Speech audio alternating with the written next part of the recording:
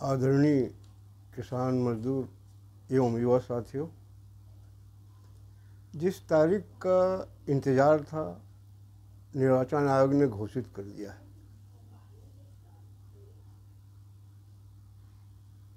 जब से प्रधानमंत्री महोदय दौरा करके हमारे छत्तीसगढ़ से गए हैं, एक चुनावी माहौल बहुत अच्छा बन रहा था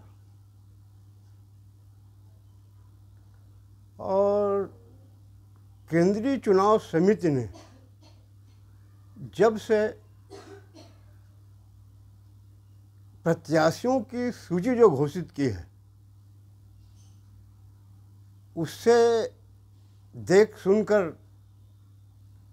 रायपुर संभाग, बिलासपुर संभाग की जनता के शरीर में एक सांप लौट गया।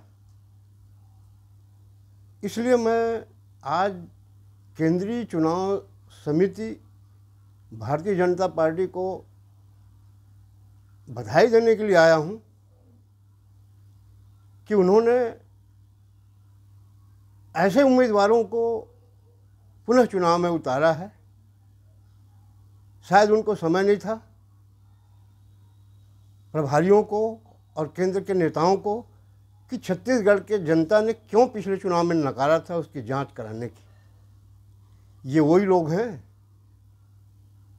जिन्होंने धान फसल बीमा का करोड़ों रुपया खा गए, राहत राशि नहीं दिए छत्तीसगढ़ की जनता को, प्रधानमंत्री आवास में करोड़ों के घपले कराए, 2014 से 18 तक शौचालय निर्माण में करोड़ों रुपए घपला कराए।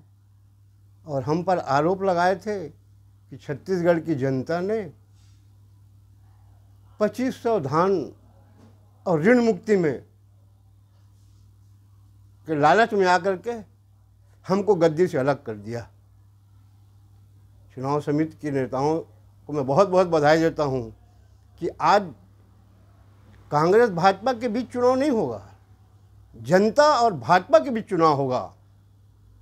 क्योंकि अब भाजपा वाले,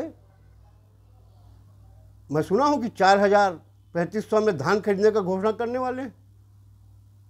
तरह तरह की लालच देकर के किसानों को बरगलाने की कोशिश करेंगे।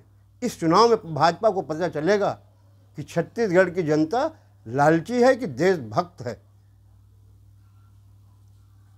किसान मजदूर साथियों, आप जानते हो जिनकी अगुवाई में 4 साल, वैसे 15 साल था, मगर 15 साल में 4 साल जो हमारे साथ लूट खसोट किया गया, जो दुर्व्यवहार किया गया छत्तीसगढ़ की जनता के साथ, ऐसे अगुवाई करने वाले नेताओं को पुनः हमारे छाती में कोदो धरने के लिए भाजपा ने मौका दिया है।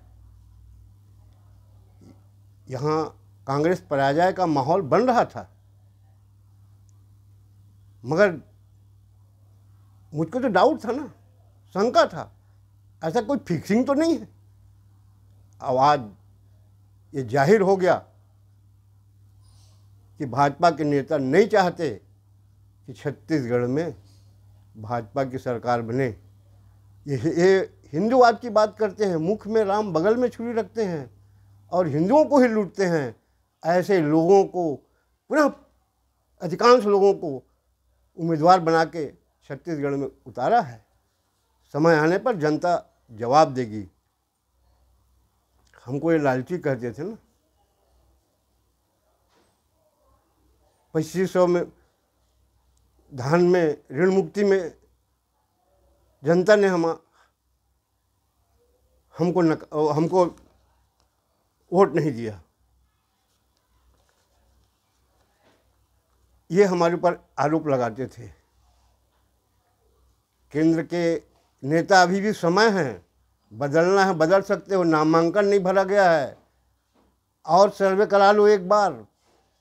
हालांकि हम जानते हैं कि आपने जो दिया है उसको नहीं बदलोगे, मगर मैं सतर्क कर रहा हूँ वो हिंदूवाद की बात करने वालों को, जो हमको 2014 से 18 तक जिन हिंदुओं ने लूटा सत्ता में रह करके, अगर छत्तीसगढ़ में गद्दी बचानी है, प्रत्याशी बदलना चाहते हो तो बदल लो, नहीं तो हिंदूवाद का नारा तुम्हारा देना बेकार हो जाएगा, ऐसे लोगों को आपने चुनाव मैदान में उतार दिया। खैर, आपकी पार्टी है, इस समय दोनों पार्टी एक दूसरे के ऊपर भ्रष्टाचार का आरोप लगा के माहौल बना रहे हैं। भाजपा 6 महीने से आरोप लगा रही है भ्रष्टाचार का, कांग्रेस भी 6 महीने से लगा रही है। इसके पहले भाजपा वाले 4.5 साल तक सोए हुए थे, फिक्सिंग चल रहा था, आराम से एक दूसरे फ़ोन में बात करके अपना गुजारा कर रहे थे। खैर, ये पार्टी वाले हैं, कुछ भी कर सकते हैं, मगर मैं तो छत्तीसगढ़ की जनता से निवेदन कर रहा हूँ कि दो भ्रष्टाचारियों के बीच जो कम भ्रष्टाचार आपके साथ करने वाला है, उसके पक्ष में आप मतदान करिए। इतना कह के मैं अपने वाणी को विराम देता हूँ।